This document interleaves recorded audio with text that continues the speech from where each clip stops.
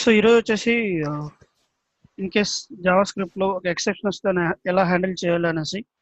ఇప్పుడు మనకు అపెక్స్లో try catch మాదిరిగానే సేమ్ దీంట్లో కూడా ట్రై క్యాచ్ అనేసి ఉంది.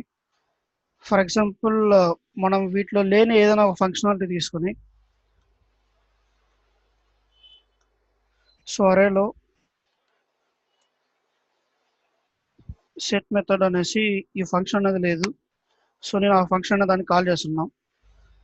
సో మనము అపెక్స్లో అయితే కనుక ఏదైనా ఫంక్షన్ లేకపోతే అప్పుడే ఎర్రర్ త్రో చేస్తుంది. కాకపోతే ఈ జావా స్క్రిప్ట్లో ఈ ఎర్రర్స్ అనేది ఓన్లీ రన్ టైంలో మాత్రమే చూపిస్తాయి చాలా మటుకి.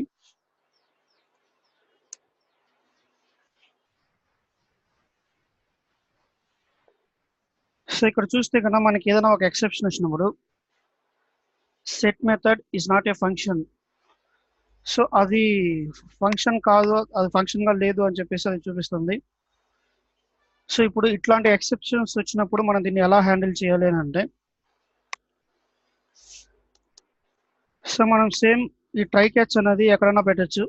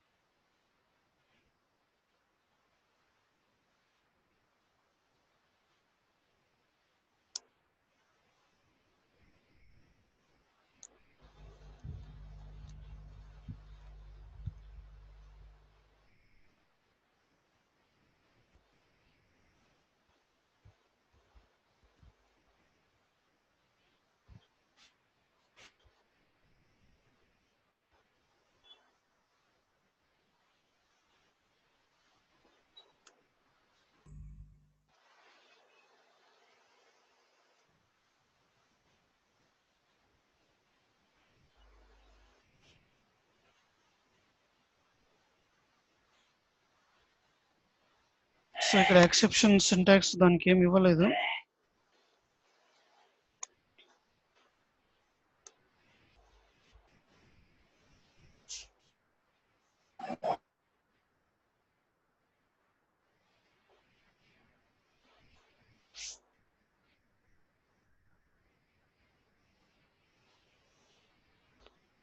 సో ఈసారి ఇది ఎగ్జిక్యూట్ అయింది, ఎర్రర్ త్రో చేయలేదు.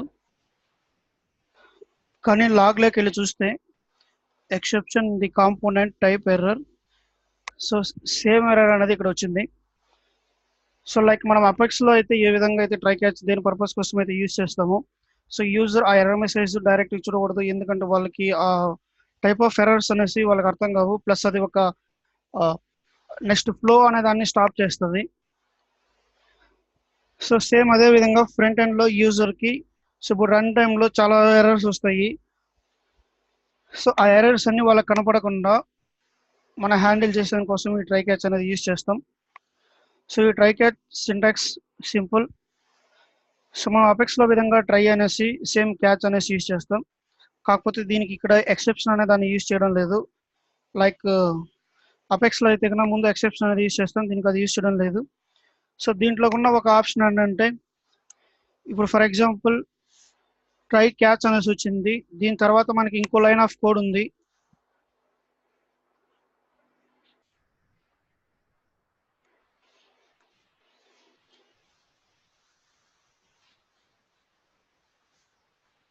సో ఆఫ్టర్ ఎక్సెప్షన్ అనేసి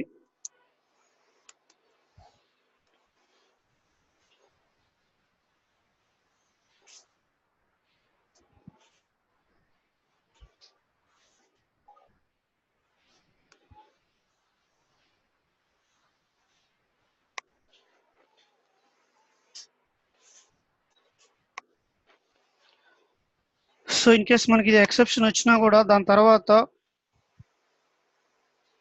సో ఇది ఏమైందంటే, ఇన్ కేస్ ఈ ఎక్సెప్షన్ కన్నా ఇవ్వకుంటే కన్నా ఇక్కడ వరకు వచ్చి నెక్స్ట్ లైన్ అనేది ఎగ్జిక్యూట్ కాదు.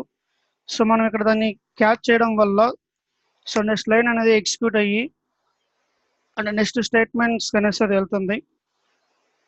సో మనం ట్రై క్యాచ్ సేమ్ పర్పస్ అపెక్స్లో ఎలా అయితే యూజ్ చేస్తామో దీంట్లో కూడా అలానే యూజ్ చేస్తాం. మనకి ఏదన్నా ఎర్రర్స్ వచ్చినప్పుడు దాన్ని హ్యాండిల్ చేసేదానికి యూజ్ చేస్తాం. సో మోస్ట్లీ మనం ఏదన్నా మెథడ్స్ని కానీ ఐ మీన్ లైక్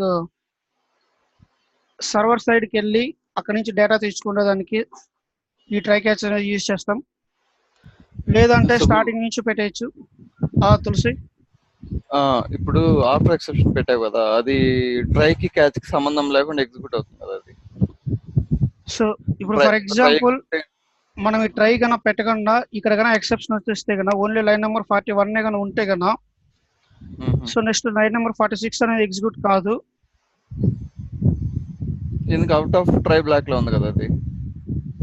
అది చెప్పేది ఇలా ఉంది అని అంటే కన్నా ఈ ఎక్సెప్షన్ అనేది, సో ఇప్పుడు ఉంది కదా, ఈ లైన్స్ ఉన్నాయి కదా,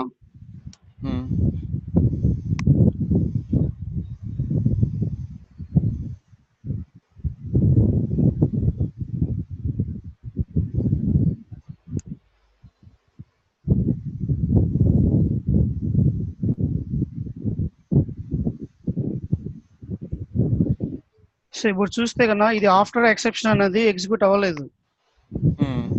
సో ఈ ఆఫ్టర్ ఎగ్జిక్యూషన్ అనేసి ఎందుకు అవ్వలేదు అని అంటే మనకి ఇక్కడ ఎర్రర్ వచ్చింది. సో ఇది ఇక్కడే ఆగిపోయింది అనమాట.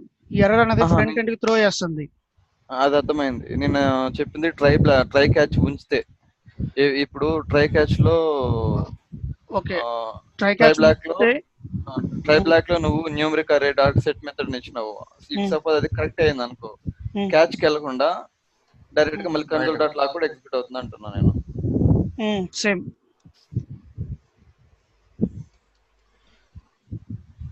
కరెక్ట్ తులసి. అది కన్నా కరెక్ట్ అయితే కన్నా, ఎక్సెప్షన్ లేకపోతే కన్నా నెక్స్ట్ లైన్ అనే దానికి వెళ్తుంది. సో ఇప్పుడు మనం చూడాల్సింది ఏంటంటే ఎక్సెప్షన్ వచ్చినప్పుడు నెక్స్ట్ లైన్ ఆఫ్ కోడ్స్ అనేసి బ్లాక్ అయిపోతాయి, అంటే నెక్స్ట్ తర్వాత అనేది ఎగ్జిక్యూట్ అవ్వదు.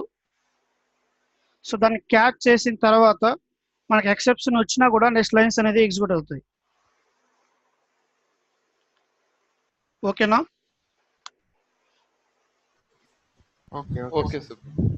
ఓకే. సో నెక్స్ట్ మనం ఈరోజు ఏం చూద్దామంటే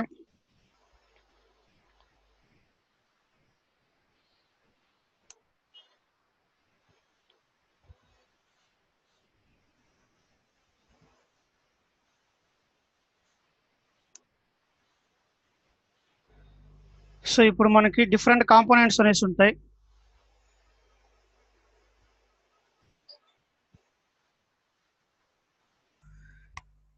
సో ఇవి కాంపోనెంట్ ఎలా అంటే, ఇవి ఒక కాంపోనెంట్ లోపల ఇంకో కాంపోనెంట్ పెడతారు. ఇప్పుడు ఫర్ ఎగ్జాంపుల్ ఇది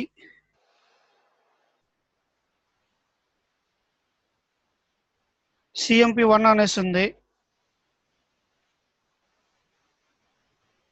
CMP1 అనేసి, నెక్స్ట్ CMP2 అనేసి,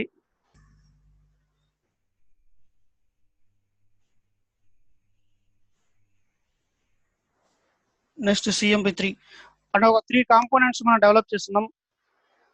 ఈ కాంపోనెంట్స్ ని మనం ఎలా ఎగ్జిక్యూట్ చేయొచ్చు? కాంపోనెంట్ 1 లోపల కాంపోనెంట్ 2 అనే దాన్ని పెట్టచ్చు. కాంపోనెంట్ 2 లోపల కాంపోనెంట్ 3 అనేది పెట్టచ్చు. సో ఇప్పుడు కాంపోనెంట్ 1 లోనే కాంపోనెంట్ 2, కాంపోనెంట్ 3 రెండు పెట్టచ్చు. సో దీనికి ఎలా ఉంటుంది అంటే, మనం ఏ విధంగా అయితే ఒక క్లాస్ నుంచి ఇంకో క్లాస్కి కమ్యూనికేషన్ ఇస్తామో, సో ఇది కూడా ఒక పేజ్ నుంచి ఇంకో పేజ్ కమ్యూనికేట్ ఎలా ఇస్తామో నార్మల్గా ఇది ఒక కాంపోనెంట్ నుంచి ఇంకో కాంపోనెంట్కి కమ్యూనికేషన్ అనేది జనరేట్ అవుతుంది.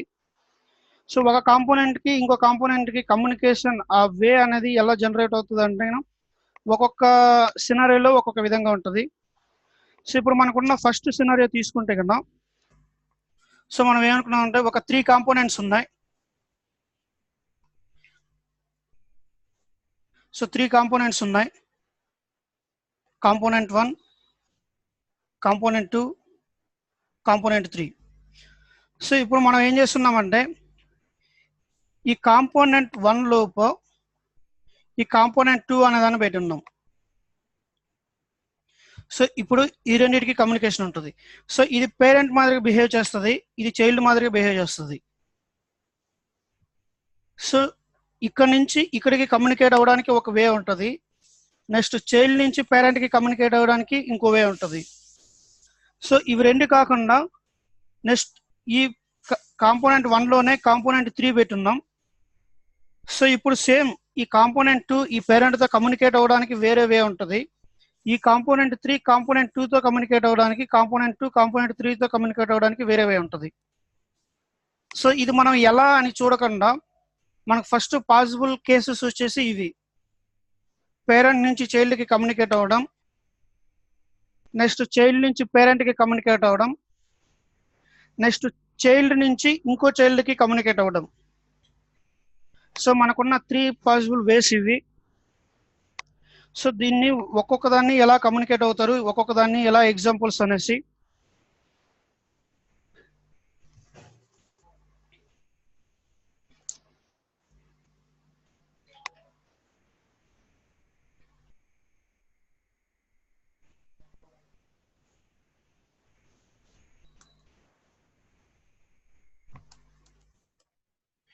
Next communication between components.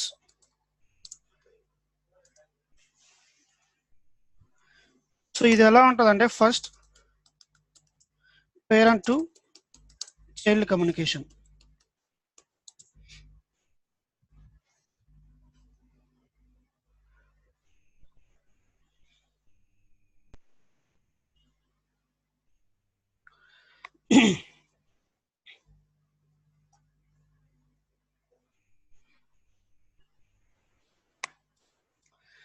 So దీన్ని నేను ఆల్రెడీ కోడ్ రాసి పెట్టున్నాను.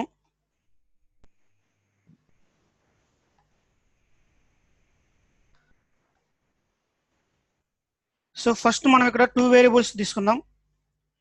ఒకటి కాంటాక్ట్ నేమ్ అనేసి, ఇంకోటి చైల్డ్ వేరియబుల్ అనేసి. ఈ చైల్డ్ వేరియబుల్ వచ్చేసి చైల్డ్ నుంచి డేటా కమ్యూనికేట్ చేయడానికి, ఈ కాంటాక్ట్ నేమ్ అనేది పేరెంట్ నుంచి చైల్డ్కి డేటా పంపించడానికి. సో ఇది ఎలా ఉంటాయంటే ఫస్ట్ చైల్డ్ది కమెంట్ చేద్దాం.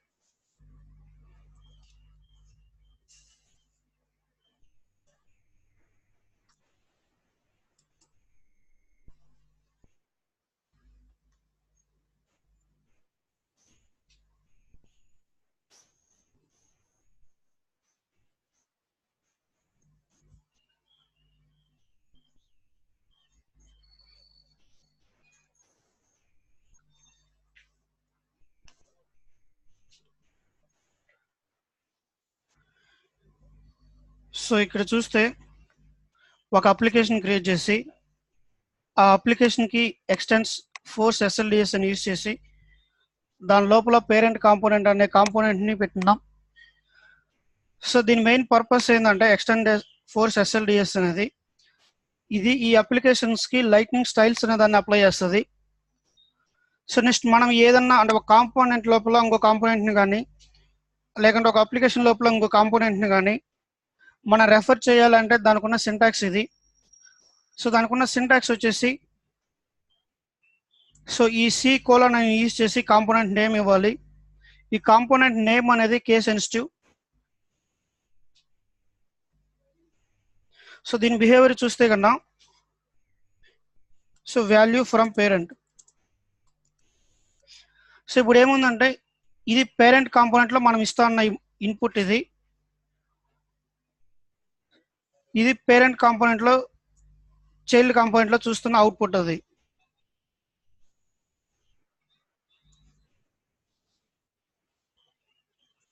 Child component value from parent.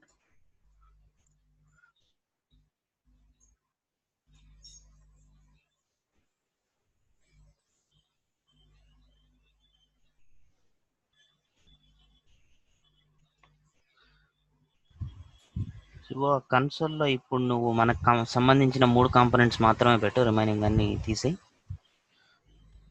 Parent component, child component, communication management అనే అప్లికేషన్.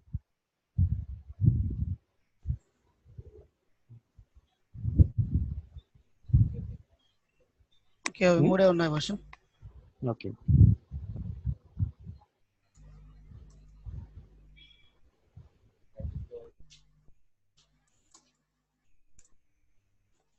ఓకే, మనం ఏం చేద్దాం అంటే స్టార్టింగ్ నుంచి క్రియేట్ చేద్దాం, మేబీ లైన్ బై లైన్ అర్థమయ్యేదానికి.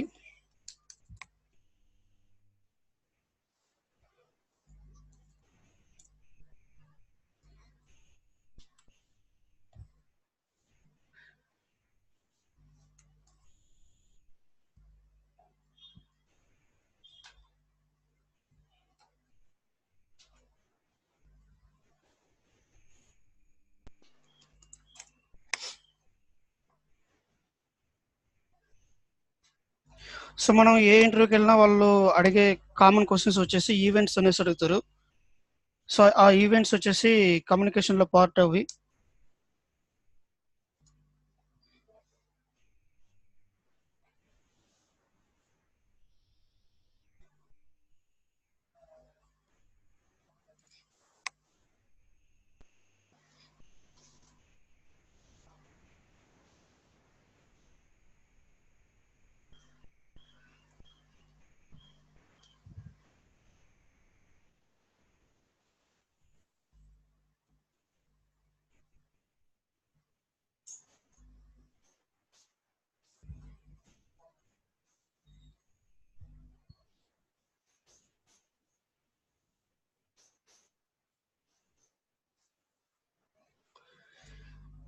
సో నేను ఫస్ట్ వచ్చేసి పేరెంట్ కాంపోనెంట్ని క్రియేట్ చేస్తున్నాం.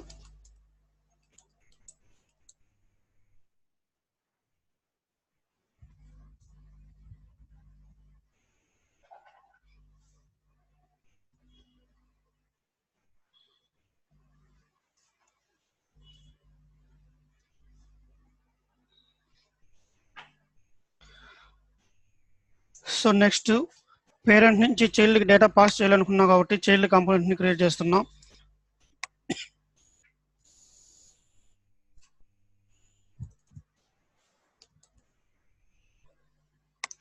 సో నేను చైల్డ్ కాంపోనెంట్స్ని ట్యాబ్గా కానీ లైట్నింగ్ పేజ్గా కానీ నేను ఎక్కడ రెఫర్ చేయను. నేను ఓన్లీ పేరెంట్ లోపల మాత్రమే చైల్డ్ యూజ్ చేస్తాను కాబట్టి ఈ ఎక్స్ట్రా ఇంప్లిమెంట్స్ అనేది అవసరం లేదు.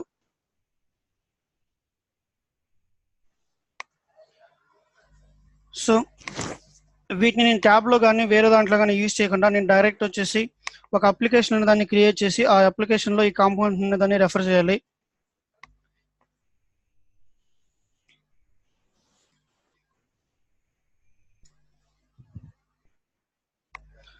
సో ఈ అప్లికేషన్ అనే దాన్ని రెఫర్ చేసిన తర్వాత దీంట్లోని పేరెంట్ అనే కాంపోనెంట్ని ఎగ్జిక్యూట్ చేస్తున్నాం.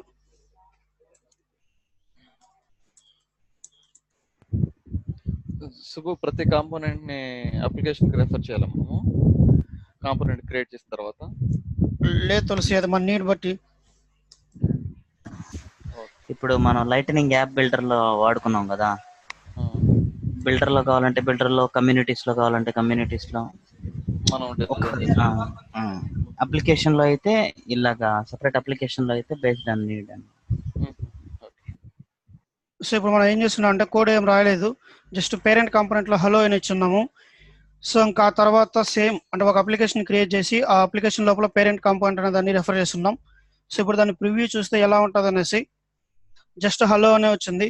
సో ఇన్ కేస్ బ్యాక్గ్రౌండ్ చూస్తే ప్యూర్ వైట్గా ఉంది, పెద్దగా స్టైల్స్ ఏం కనిపించట్లేవు. I mean even Salesforce look అనేది రాలేదు. సో ఇప్పుడు దీనికోసం ఏమైనా ఏం యూస్ చేస్తారంటే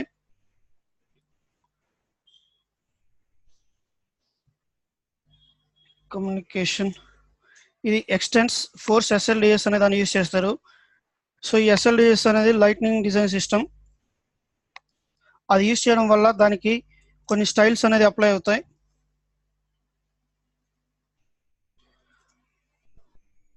సో ఇప్పుడు చూస్తే కన్నా ముందు దానికి ఇప్పుడు దానికి చాలా డిఫరెన్స్ అనేది వచ్చింది.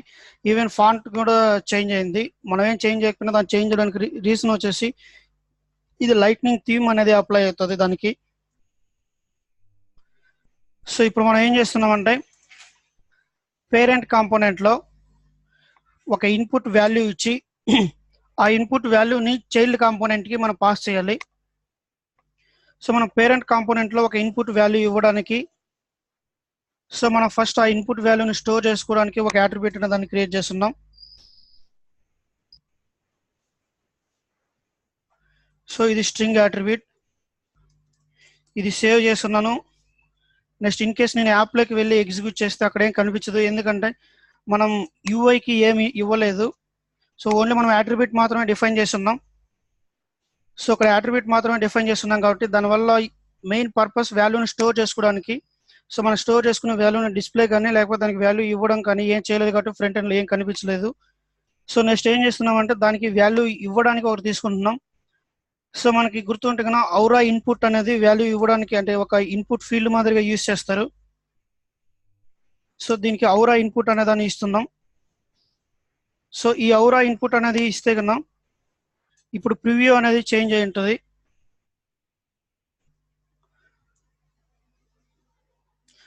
సో ఈ ప్రివ్యూ అనేదాన్ని మనం వాల్యూస్ అనేదాన్ని ఎంటర్ చేస్తున్నాం.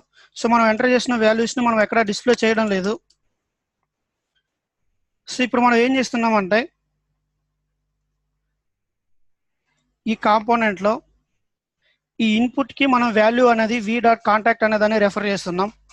సో ఇక్కడ ఏదన్నా ఒక వాల్యూ ఉంటే కన్నా ఆ వాల్యూ అనేది దీంట్లోకి వస్తుంది, లేకుంటే మనం ఇక్కడ ఇచ్చిన వాల్యూ అనేది దీంట్లోకి పోతుంది. ఈ 2-way బైండింగ్ ఇది.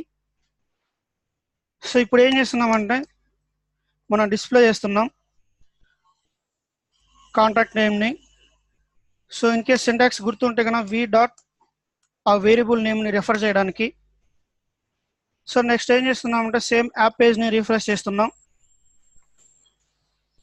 సో ఈ రీఫ్రెష్ చేయడం వల్ల మనకి ఇక్కడ ఇచ్చే వాల్యూస్ అనేది కింద ఎంటర్ అవుతా వస్తాయి.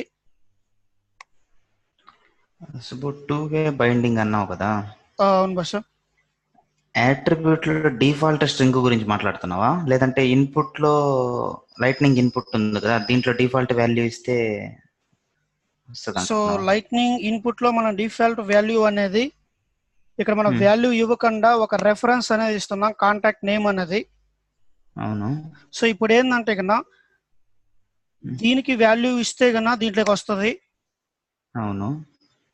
లేకుంటే దీంట్లో వాల్యూ ఎంటర్ చేస్తే దాంట్లోకి వెళ్తుంది. ఓకే ఓకే ఓకే ఓకేనా? Okay okay sir. సో ఇప్పుడు మేబీ మనం నిన్న ఒకటి చూసాము, సేమ్ హ్యాష్ ఇచ్చి రెఫర్ చేస్తే అది ఎలా ఉంటుంది అనేసి. సో మనం దీనికి డిఫాల్ట్ వాల్యూ వచ్చేసి టెక్స్ట్ అని పెడదాం.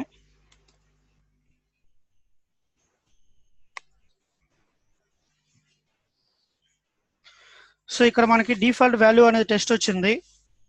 నెక్స్ట్ ఇక్కడ మనం హ్యాష్ అనేది యూజ్ చేసాం కాబట్టి టెస్ట్ అనేది మళ్ళీ డిస్ప్లే అయింది. సో ఇప్పుడు ఏమైందంటే మన లాస్ట్లో @ యాడ్ చేస్తుంటే ఓన్లీ ఫస్ట్ టైం రెఫర్ చేసినానికి మాత్రమే లాస్ట్లో యాడ్ అవుతుంది, సెకండ్ టైం రెఫర్ చేసినానికి యాడ్ అవడం లేదు. సో సేమ్ ఇది హ్యాష్ ఎందుకు, ఈ వి ఎందుకు, నిన్న చూసిన ఎగ్జాంపుల్ మళ్ళీ సేమ్ అదే అలానే ఉంటుంది. సో ఇప్పుడు ఏంటంటే మనం ఒక చైల్డ్ కాంపోనెంట్ ఇచ్చి ఆ చైల్డ్ కాంపోనెంట్లో దాని వాల్యూ అనేది ఎలా ఉంటుందో చూద్దాం. వాల్యూ పాస్ చేసేదానికి చైల్డ్ కాంపోనెంట్కి. సో చైల్డ్ కాంటాక్ట్ నేమ్ అనేసి అట్రిబ్యూట్ నేమ్ చేంజ్ చేస్తున్నాం. సో ఇది ఇక్కడ ఎందుకు ఇస్తున్నామంటే ఇక్కడ వాల్యూని స్టోర్ చేసుకోవడానికి దీనికి ఇచ్చే వేరియబుల్ ఇది. సో నెక్స్ట్ ఇక్కడ మనం ఏం చేస్తున్నాం అంటే ఈ వేరియబుల్ అనే దాన్ని డిఫైన్ చేస్తున్నాం.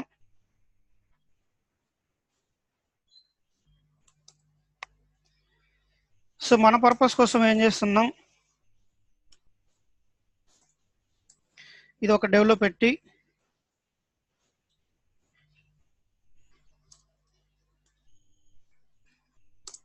దీనికి వచ్చేసి value in child from parent. So ఈ వాల్యూ పేరెంట్ నుంచి వచ్చింది అని ఫ్రంట్ ఎండ్లో ఐడెంటిఫై చేసేదానికి value in parent from child అనేసి మనం రెఫర్ చేస్తున్నాం. సో మనం ఇక్కడ ఏం చేస్తున్నామంటే ఈ పేరెంట్ కాంపోనెంట్ లో చైల్డ్ కాంపోనెంట్ ని మనం ఇంకా ఇవ్వలేదు. సో ఇప్పుడు ప్రివ్యూ చూస్తే ఏం చేంజ్ అయ్యిండదు, ఎందుకంటే ఆ వే ఆఫ్ ఎగ్జిక్యూషన్ అనేది ఇంకా స్టార్ట్ అవ్వలేదు కాబట్టి దాంట్లో ఉండదు.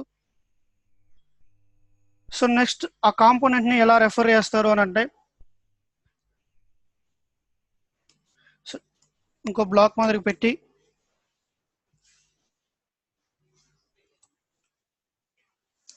చైల్డ్ కాంపోనెంట్ ఎగ్జిక్యూషన్,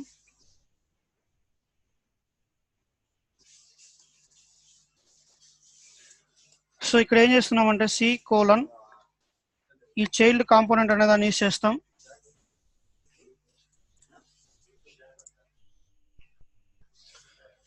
సో దీనికి మనం వాల్యూ దేనికి ఇవ్వాలంటే ఈ నేమ్ అనే దానికి ఇవ్వాలి కాబట్టి దాన్ని ఒక అట్రిబ్యూట్ మాదిరిగా కాపీ చేస్తున్నాం.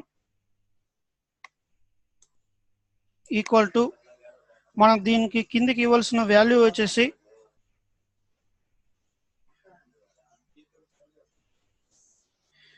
v.contact name. సో ఇప్పుడు మనం రెఫరెన్స్ తీసుకుంటే కన్నా ఇక్కడ లైట్నింగ్ ఇన్పుట్ అనేసి ఇక్కడ నేమ్, లేబుల్, టైప్, వాల్యూ అనేసి ఇచ్చుందాం. ఇది ఎలా ఉంటాయంటే దీంట్లో బ్యాక్ ఎండ్ కోడ్ అనేది ఈ లైట్నింగ్ ఇన్పుట్ అనే కాంపోనెంట్ ని డెవలప్ చేసినప్పుడు, సో ఈ లైట్నింగ్ ఇన్పుట్, సో ఈ కాంపోనెంట్ లో నేమ్ అనేది ఒక అట్రిబ్యూట్, లేబుల్ అనేది ఒక అట్రిబ్యూట్, టైప్ అనేది ఒక అట్రిబ్యూట్, వాల్యూ అనేది ఒక అట్రిబ్యూట్. సో మనం ఇక్కడ దేనికైతే ఇన్పుట్ గా వాల్యూస్ ఇస్తున్నామో ఇట్లా మనం కాంపోనెంట్ లో క్రియేట్ చేసుకున్న వాల్యూస్ మాదిరిగా వీటికి కూడా ఈ వాల్యూస్ అనేది అసైన్ అవుతాయి.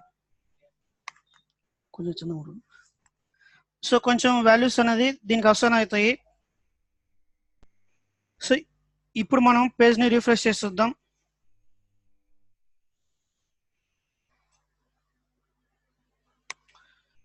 సో ఇక్కడ మనం చూస్తే కన్నా ఈ వాల్యూ అనేది రాలేదు, జస్ట్ v.contact name అనేది మాత్రమే వచ్చింది. మేబీ ఎవరైనా గెస్ చేస్తారా ఇక్కడ ఓన్లీ v.contact name అనేది ఎందుకు వచ్చింది అనేసి?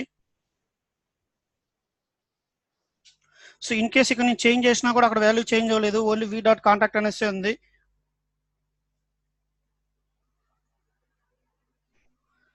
సో నేను కోడ్కి వెళ్తున్నా, ఎవరైనా గెస్ చేస్తారా? ఓకే, సో ఇక్కడ మనము కరెక్ట్ ఈ ఎక్స్క్లమేటరీ సింబల్ అనేది లేదు. సో ఇప్పుడు మనం దీని యొక్క ఇంపార్టెన్స్ అనేది చూడొచ్చు. ఇది లేకపోతే దాని కంప్లీట్ ని ఒక స్ట్రింగ్ గా తీసుకుంటుంది, అది కన్నా ఉంటే కన్నా అప్పుడు మనం దాని వాల్యూ అనే దాన్ని రెఫర్ చేస్తుంది.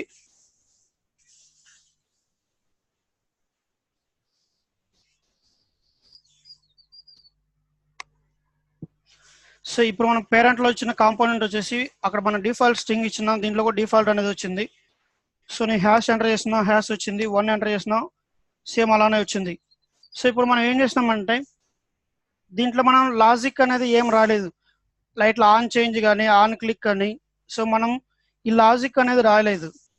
సో మనం ఆన్ చేంజ్, ఆన్ క్లిక్ ఇటువంటి లాజిక్ రాకపోయినా కూడా parent component, child component, so ఇది బై డిఫాల్ట్ గా రెండర్ అవుతుంది. సో దీని యొక్క మెయిన్ పర్పస్ ఏంటంటే దీని మెయిన్ రెండర్ అవ్వడానికి, సో ఈ కాంపోనెంట్లోకి వెళ్ళిన తర్వాత ఈ వాల్యూ ఎప్పుడైతే చేంజ్ అవుతుందో కాంటాక్ట్ నేమ్ అనేది, సో ఆ చేంజ్ అనేదాన్ని ఇక్కడ డిఫైన్ చేస్తున్నాం. సో ఇక్కడ అప్డేట్ అవుతూనే ఆ వాల్యూ అనేది దీన్ని చేంజ్ అవుతుంది. సో ఇక్కడ వాల్యూ ఎప్పుడైతే చేంజ్ అవుతుందో సేమ్ మనం ఇక్కడ రెఫర్ చేస్తున్నాం కాబట్టి ఈ వాల్యూ చేంజ్ అవుతుంది. సో ఈ వాల్యూ అనేది చేంజ్ అయింది కాబట్టి ఈ చైల్డ్ కాంపోనెంట్ ఎగ్జిక్యూషన్ లో సో ఈ వాల్యూ అనేది కూడా డైనమిక్ గా చేంజ్ అవుతుంది, ఎందుకంటే మనం ప్రతి దానికి హ్యాష్ అనేది యూజ్ చేయకుండా ఎక్స్క్లమేటరీ సింబల్ అనే దాన్ని యూజ్ చేస్తున్నాం. సో దీంట్లో ఏదైనా డౌట్ ఉందా?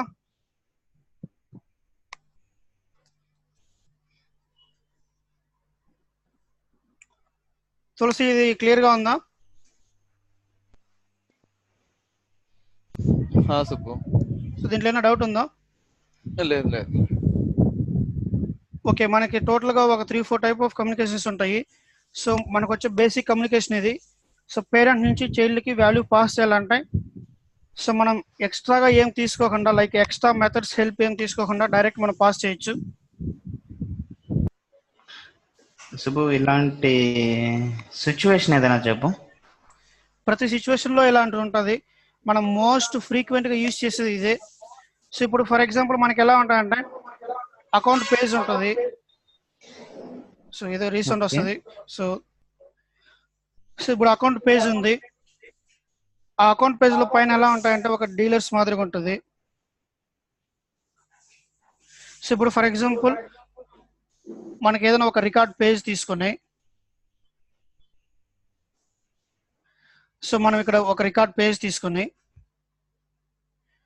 సో ఇక్కడ మేబీ అకౌంట్స్ అన్నీ వస్తాయి. సో ఇప్పుడు ఏం చేయాలంటే ఇంకో కాంపోనెంట్ ఉంది. ఈ కాంపోనెంట్ వచ్చేసి అకౌంట్ యొక్క రిమైనింగ్ ఫంక్షనాలిటీ చూస్తుంది, అంటే అకౌంట్ యొక్క డీటెయిల్స్ చూడడం అనేసి. సో మనము ఈ మెయిన్ పేరెంట్ కాంపోనెంట్ లో ఈ కాంపోనెంట్ అనేది పెడతాం. ఇప్పుడు అర్థమైందా? పైది అకౌంట్ డీటెయిల్స్ ని గెట్ చేసుకునే కాంపోనెంట్ అయితే ఆ అకౌంట్ సమ్ రికార్డ్ ఐడీస్ ని కానీ లేకపోతే వేరే డీటెయిల్స్ ని కానీ ఈ చైల్డ్ కాంపోనెంట్ కి దాన్ని పంపించడం వల్ల ఇది వేరే ఫంక్షనాలిటీ చేస్తుంది. సో ఈ లైట్నింగ్ కాంపోనెంట్స్ లో ఏం చేస్తుంది అంటే అన్ని చిన్న చిన్న ఫంక్షనాలిటీ మాదిరిగా బిల్డ్ చేస్తుంది అనమాట. అంటే కంప్లీట్ ని ఒకే కాంపోనెంట్ లో బిల్డ్ చేయకుండా, సో కాంపోనెంట్ వైజ్ తీసుకుంటుంది. ఆ కాంపోనెంట్ అనేది రీయూజబుల్ కోసం యూజ్ చేస్తారు అన్నమాట. సో మనకి ఒక సినారియోలు కాదు, మోస్ట్ ఫ్రీక్వెంట్ గా యూజ్ చేసేది ఇదే.